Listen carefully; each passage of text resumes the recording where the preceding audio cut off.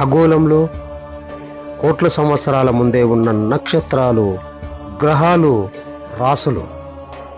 టెలిస్కోపులు లేని కాలంలో మన భారతీయ శాస్త్రజ్ఞులు వాటిని ఎలా గుర్తించారు?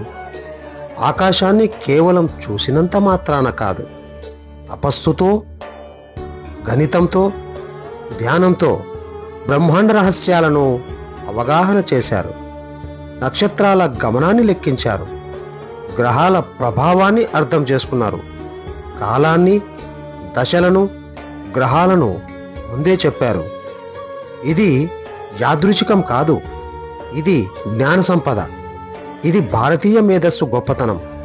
అలాంటి మహానుభావులు మనకు వారసత్వంగా ఇచ్చిన జ్ఞానమే ఈరోజు ప్రపంచానికి ఆశ్చర్యం కలిగే విధంగా మన శాస్త్రం చెబుతోంది. అదే జ్యోతిష్ శాస్త్రం. జ్యోతిష్యం ఏమి చెబుతుంది? జ్యోతిష్యం మనకు భవిష్యత్తును భయపెట్టడానికి కాదు, మన జీవితానికి దిశ చూపడానికి.